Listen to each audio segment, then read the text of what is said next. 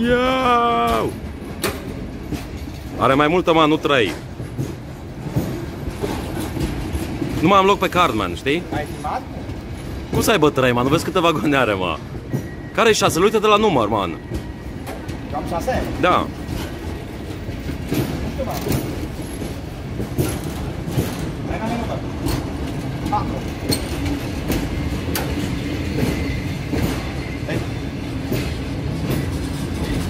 Trei, deci încolo, am zis eu.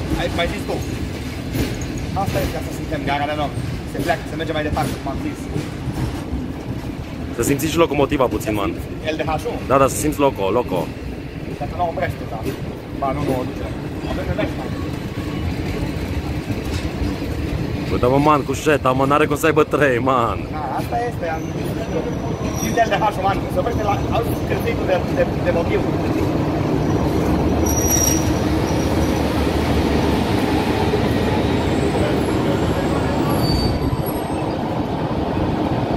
Dracu să-și pace, oameni.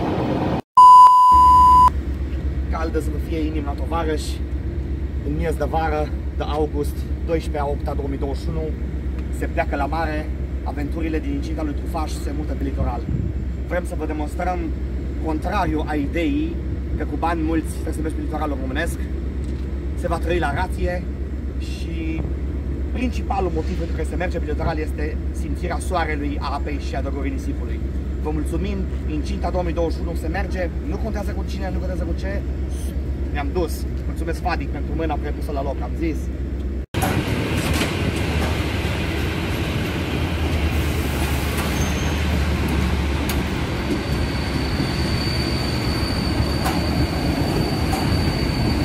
Te-am pupat, tovarășe!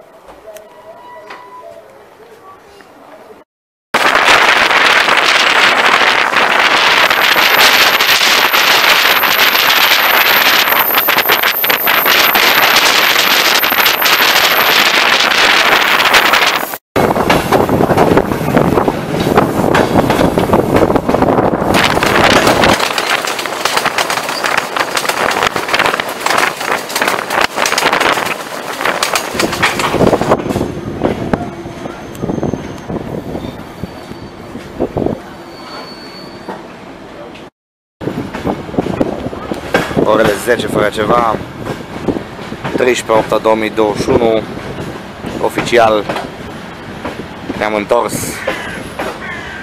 unde ne e locul, în calea stația finală, am zis.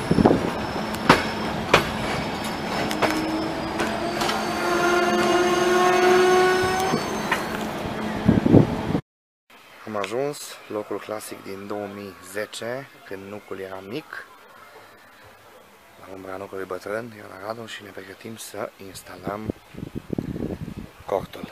Aici e cazarmamentul.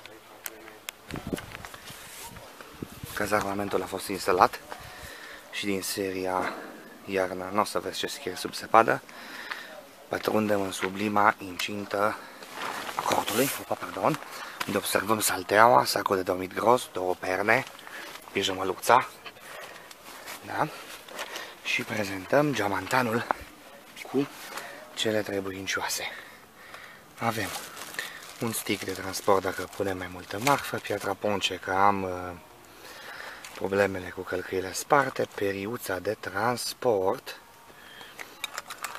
câteva lame, cremă, un tub de bicarbonat de sodiu, niște picături de ochi dacă mai sunt probleme, niște aspirină, niște paracetamol, pumăciufu, forfecuță, linguriță, desfăcătorul de conserve de armată găsit în gunoi. Stați să vedem, ruginit tot. Stai un pic.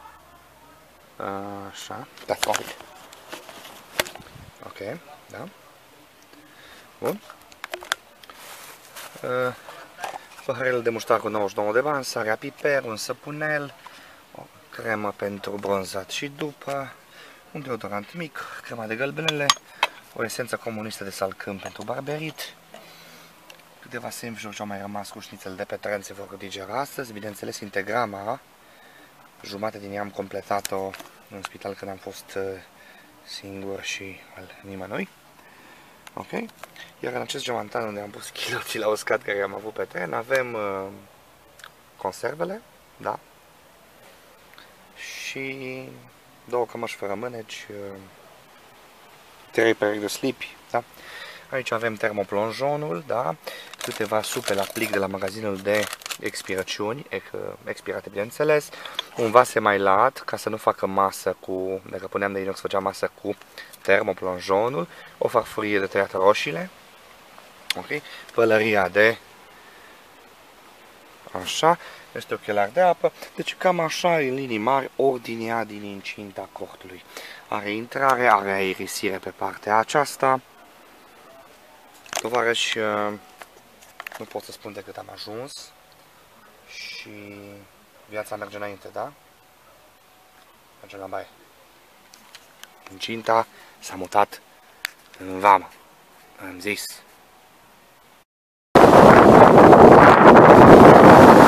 Oficială, prima intrare. Camera, e ceva lume pe litoral, pe vamă, noi nu o să stăm în vamă. Dar asta e filmul, da?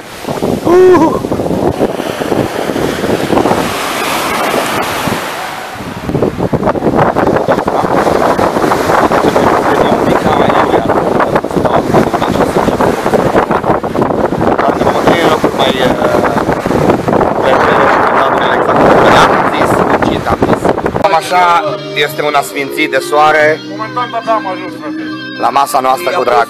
Deja oamenii simt bine, suntem aceiași oameni, da?